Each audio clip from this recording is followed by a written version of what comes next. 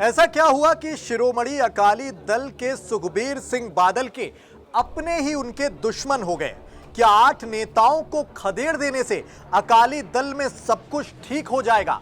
शिरोमणि अकाली दल के प्रमुख सुखबीर सिंह बादल ने पार्टी के 8 बड़े नेताओं की छुट्टी तो कर दी है, लेकिन यह सवाल अभी भी जिंदा है कि क्या सुखबीर बादल बागी नेताओं को पार्टी से बाहर का रास्ता दिखाकर पार्टी को फिर से खड़ा कर पाएंगे? बादल ने जिन बड़े नेताओं को पार्टी से बाहर का रास्ता दिखाया है, उनमें शिरोमणि गुरुद्वारा प्रबंधक कमेटी की पूर्व अध्यक्ष बीबी जागीर कौर, पूर्व सांसद प्रेम सिंह चदू माजरा, पूर्व मंत्री परमिंदर सिंह ढींडसा, सिकंदर सिंह मलूका, सुरजीत सिंह रखड़ा, पूर्व विधायक गुरप्रताप सिंह वडाला, सुरिंदर सिंह ठेकेदार और सुखबीर सिंह बादल की राजनीतिक सचिव चरणजीत सिंह बराड़ का नाम शामिल है। पंजाब में पिछले 2 विधानसभा चुनाव और इस बार के लोकसभा चुनाव में बेहद खराब प्रदर्शन और बड़े नेताओं की बगावत के बाद अकाली दल में लगातार निराशा का माहौल दिख रहा है। जिन बागी नेताओं को सुखबीर बादल ने बाहर का रास्ता दिखाया है, उनमें से परविंदर ढींडसा और बीबी जागीर कौर को सुखबीर बादल इस साल मार्च में काफी मान मनोवल के बाद पार्टी में वापस लाए थे। लेकिन अकाली दल में पिछले कुछ महीनों में हुए घटनाक्रमों पर गौर फरमाएं तो यह साफ है कि सुखबीर बादल पार्टी को एकजुट करने में लगातार नाकामयाब रहे हैं, क्योंकि बागी नेताओं ने काफी दिनों से सुखबीर बादल के खिलाफ मोर्चा खोला हुआ था। पिछले महीने ही इन बागी नेताओं ने एक बैठक कर सुखबीर बादल से मांग की थी कि उन्हें पार्टी का अध्यक्ष पद तत्काल छोड़ देना चाहिए और किसी अन्य नेता को पार्टी की कमान संभालने का मौका दे देना चाहिए।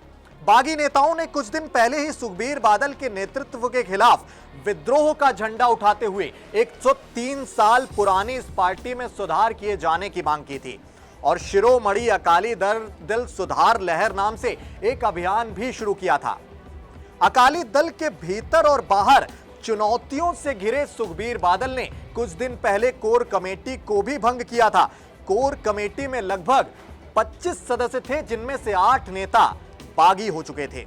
सुखबीर बादल की कार्रवाई के जवाब में एसजीपीसी की पूर्व अध्यक्ष और बादल के खिलाफ काफी मुखर रही बीबी जागीर कौर ने कहा है कि वो अकाली दल में ही पैदा हुई हैं और अकाली दल में ही मरेंगी।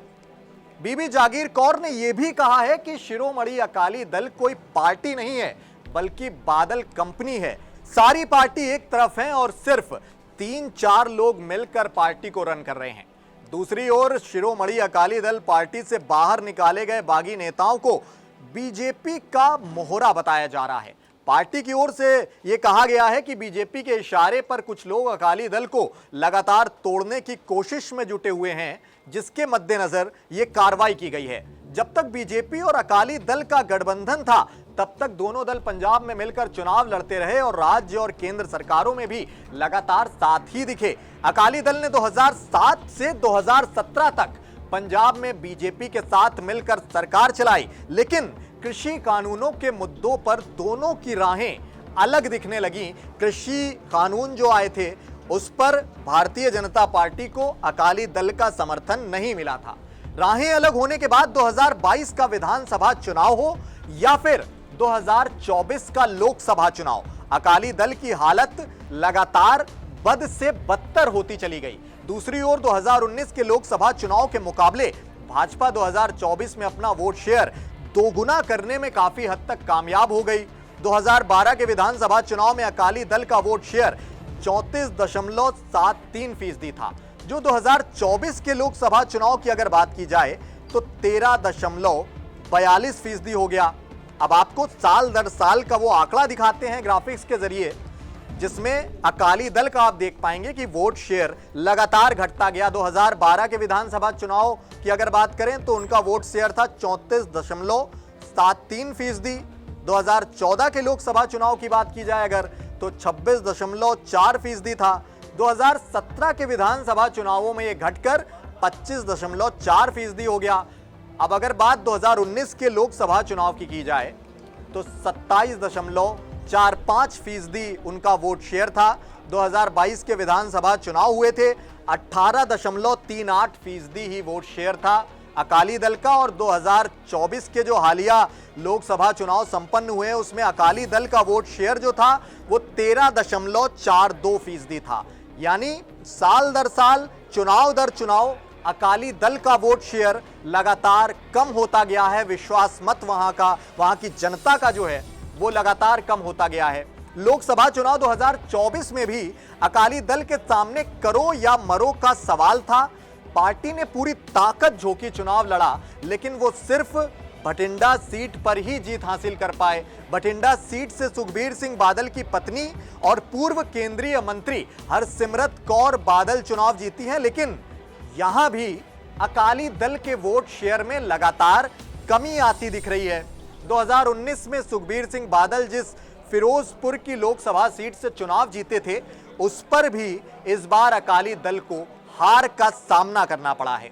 इस महीने की शुरुआत में हुए जालंधर वेस्ट विधानसभा सीट के उपचुनाव में भी सुखबीर बादल को शर्मिंदगी उठानी पड़ी थी, क्योंकि अकाली दल ने पहले सुरजीत कौर को उम्मीदवार बनाया, लेकिन बाद में बहुजन समाज पार्टी के उम्मीदवार थे बिंदर कुमार, उनको समर्थन दे दिया हिडन तरीके से, और सुरजीत कौर को यहां पर 1242 वोट मिले, जबकि बिंदर सिर्फ 734 वोट पर ही सिमट गई और दोनों की वहां पर जमानत जो है वो जब्त दिखी।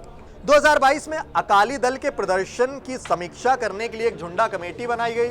झुंडा कमेटी ने पार्टी में सुधार के लिए कुछ सिफारिशें दी थी, लेकिन इन पर अमल नहीं किया गया। शिरोमणि अकाली दल के वरिष्ठ नेताओं का इसको लेकर हवाला है कि अब वक्त आ गया है कि पार्टी नेतृत्व जो है वो जनादेश और जमीनी स्तर के कार्यकर्ताओं की आवाज सुने।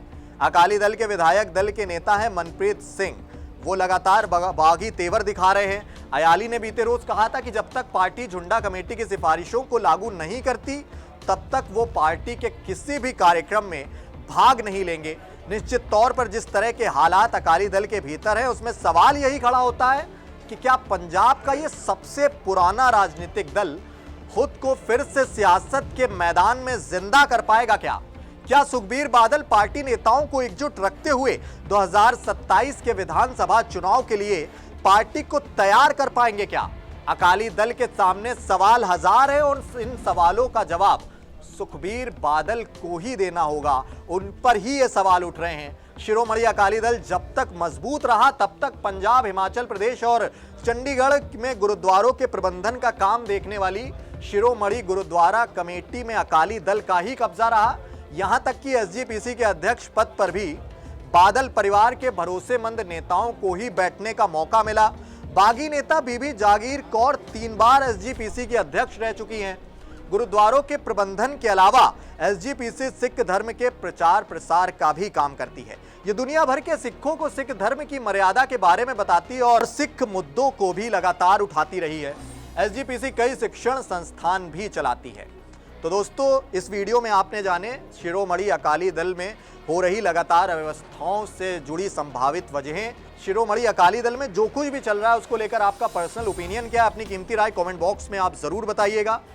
फिर हाजिर होऊंगा किसी नए पॉलिटिकल इशू के साथ, किसी नई पॉलिटिकल न्यूज़ के साथ आपके साथ हाजिर होऊंगा। मैं हूं प्रियंक वाजपेयी। शुक्रिया, नमस्कार।